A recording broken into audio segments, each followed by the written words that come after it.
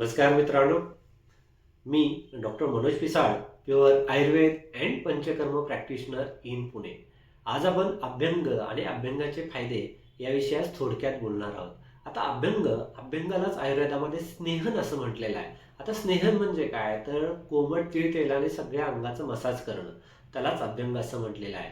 आता फक्त तीळ तेलानंच अभ्यंग करावं का, तर आयुर्वेदामध्ये तीळ तेल हे सगळ्यात सर्वश्रेष्ठ तेल सांगितलेलं आहे अभ्यंगासाठी. परंतु ह्या तीळ तेलापासूनच आयुर्वेदामध्ये नाना प्रकारची तेलं बनवली जातात. त्याच्यामध्ये बला तेल आहे, चंदन बाला लाक्षादी तेल आहे, महानारायण तेल आहे, धन्वंतर तेल आहे, अशी नाना तऱ्हेची तेलं आयुर्वेदामध्ये सांगितलेली आहेत. ह्यातलं एखादं तेल घेऊन तुम्ही जर अभ्यंग केलं तर त्याचा उपयोग खूप चांगल्या पद्धतीने होऊ शकतो.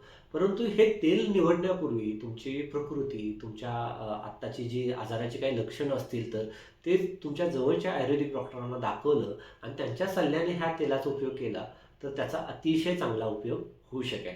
आता अभ्यंग केल्यामुळे काय होतं, तर अभ्यंग केल्यामुळे जो शरीरात वाढलेला वात असतो तर तो खूप चांगल्या पद्धतीने कमी होत असतो, बॅलन्स होत असतो. दुसरं म्हणजे शरीराची ताकद खूप चांगल्या पद्धतीने वाढत असते. त्वचा ही मऊ, बुळबुळीत, स्निग्ध, कोमल अशी होत असते. त्याचबरोबर म्हातारपणाची जी लक्षणं दिसत असतात तरुण वयामध्येच, तर तुम्ही दररोज जर अभ्यंग केलं तर ह्या लक्षणं अभ्यंगामुळे खूप चांगल्या पद्धतीने कमी होत असतात आणि तारुण्य अवस्था ह्या अभ्यंगामुळे येत असते आणि ती दिसत सुद्धा असते. शरीराची ताकद वाढते, पुष्टी वाढते. त्याचबरोबर बऱ्याच जणांना झोप येत नाहीये.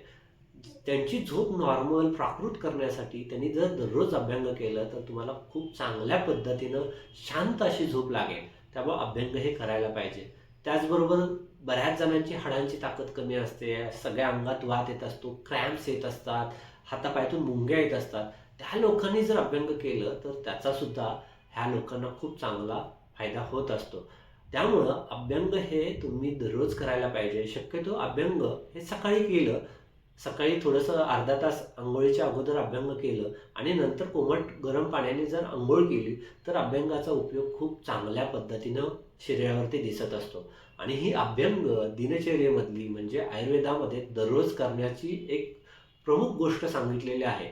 परंतु तुम्हाला दररोज जर शक्य होत नसेल तर किमान आठवड्यातून 1 ते 2 वेळा अभ्यंग जर केलं तर त्याचा अतिशय चांगला उपयोग होतो. आणि हे अभ्यंग प्राधान्याने लहान मुलांमध्ये आणि उतार वयातली जी आजी-आजोबा असतात त्यांच्यासाठी तर अतिशय फायदेमंद असं असतं. त्यामुळे अभ्यंगाचा आस्वाद तुम्ही दररोज करायला पाहिजे किंवा अभ्यंग दररोज करून घेतलं पाहिजे.